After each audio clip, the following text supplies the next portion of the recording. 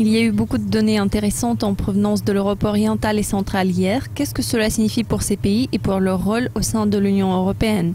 Nous allons aborder ce sujet avec Mert Yildiz, chef économiste à Roubini Global Economics. Mert, nous avons eu quelques publications de données de la République tchèque, notamment la production industrielle, la balance commerciale et la décision sur les taux de la Banque nationale tchèque. À en juger d'après l'ensemble de ces données, que pouvons-nous dire sur la santé économique de la Tchéquie? D'un point de vue macroéconomique, ces données témoignent de la reprise. Nous observons des développements positifs en termes de croissance et en termes d'inflation. En ce qui concerne la croissance de l'économie de la République tchèque est très dépendante de ce qui se passe en Allemagne. Près de 80% des exportations des produits manufacturés en Tchéquie vont vers l'Allemagne. Donc, le pays est fortement dépendant de l'Allemagne.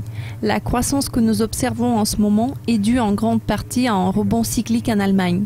Le taux de croissance en Allemagne s'est révélé être plus élevé qu'anticipé, ce qui stimule la croissance économique en République tchèque. Vu un bon taux de croissance, nous observons l'accélération de la croissance salariale, ce qui se traduit par une légère reprise de l'inflation.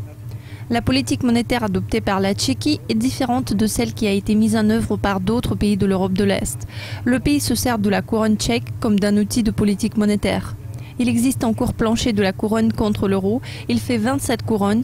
La Banque centrale tchèque ne permettra pas à la couronne de s'apprécier au-dessous de 27 couronnes pour 1 euro, ce qui contribue au maintien d'un bon taux d'inflation, car une certaine partie du panier de biens et de services sont importés. De toute évidence, si nous parlons de l'importation des produits des autres pays européens, une couronne tchèque affaiblie représente un développement économique positif pour l'inflation tchèque. Nous pouvons en déduire que les dernières données économiques ont été favorables.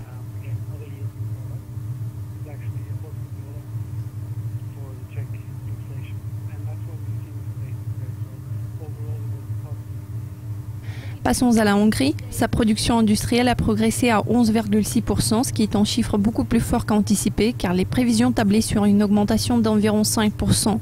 À quoi cela peut-il être attribué?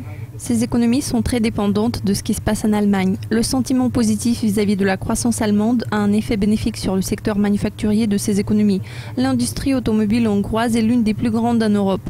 Lorsque la demande allemande augmente, c'est un stimulant puissant pour la production manufacturière en Hongrie.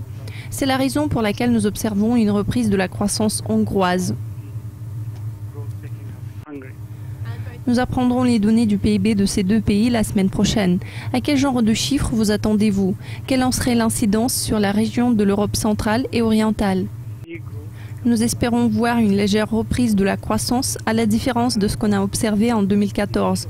Il se peut que le chiffre initial couvrant le premier trimestre de 2015 soit largement positif.